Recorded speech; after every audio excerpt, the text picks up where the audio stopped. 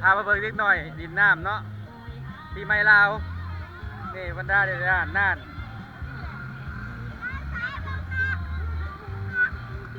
มาเล็กหน่อยดินน้ำดินปีใหม่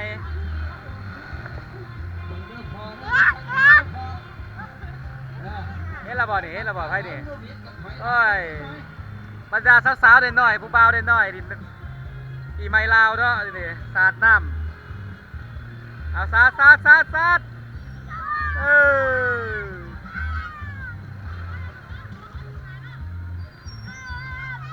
เอาหัวได้หลายเป็นมาโบหัวไ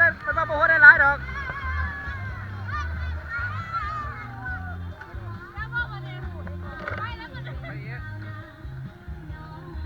อาจจะไปใช่ปะดิ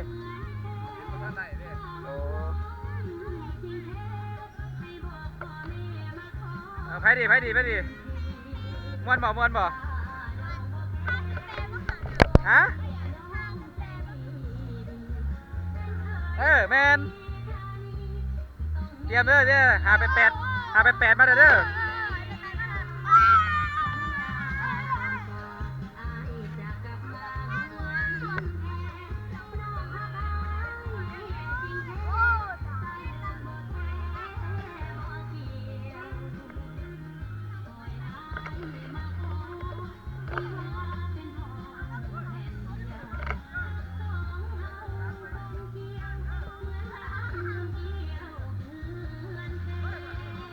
โหดม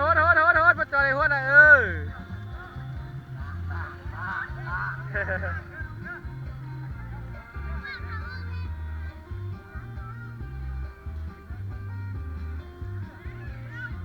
ย้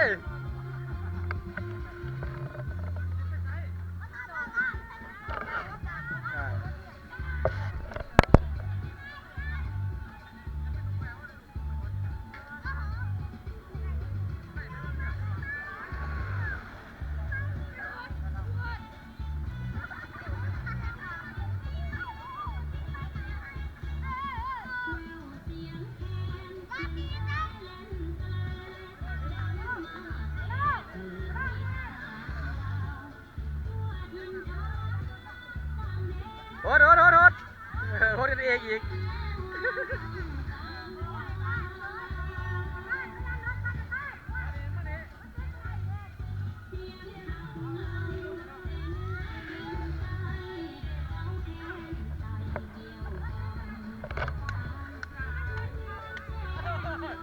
สบายดีถ่ายเล็กหน่อยปีใหม่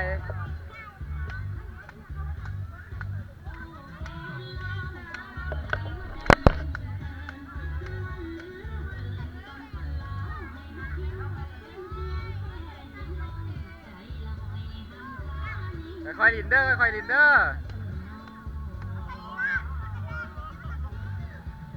ปจอยให้หัวละเด้อ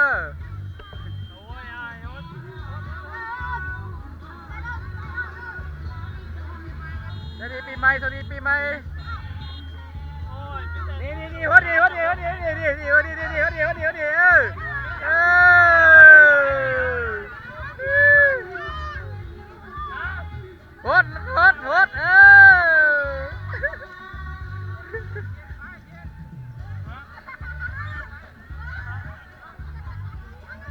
ี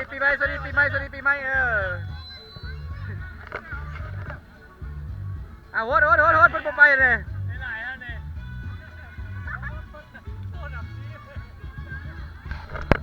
ไปยังดอกซีผสมอาหารลากออก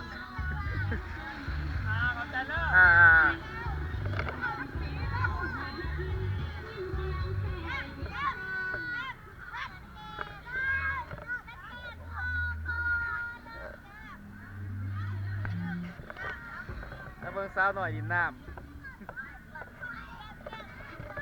กูสาวอนาคต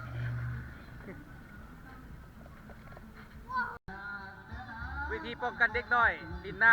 ำบ่อยถึงรถเราใส่สูตรนี้กันไว้ให้ดินภายในพื้นที่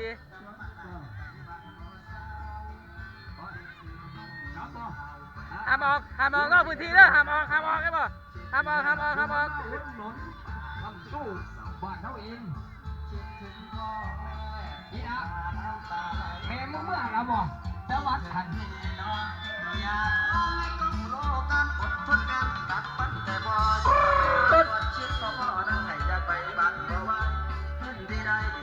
มีแป้งบ่แป้งไทยแป้งมีแป้งบ่แป้ง วัดจนเลิกมาตอนเรื่องงานก็โอ้ทำถูกเอ็ดถูกดาถูกลุกถูกว่าเจ้านายใจให้ลำต้องวิวต้องหมดใจหูใจหด ชื่อเป้งไม่ทำบาปกรรมคนจนอดสามวันละทนฝืนใส่ย้อนก็บังอยากได้ไว้เงินใส่ถุงคิดอยากห้วยได้พอได้ก็ว่าผลผลิตน้ำที่ท่วมมีราคาต้องหาทางช่วยชนะเดียวพวกพ่อค้าคนกลางจะยึดเอารับตาเบ้าบ่เห็นเฮาตั้งผมเป็นอย่าง เอาจะกินนะเมาแล้วกินมั้ยเดี๋ยวไปซื้ออยู่ดีน้ำกันเด้เพิ่นไปซื้อแล้วปั่นกันเด้อเด้ปั่นกันเด้อ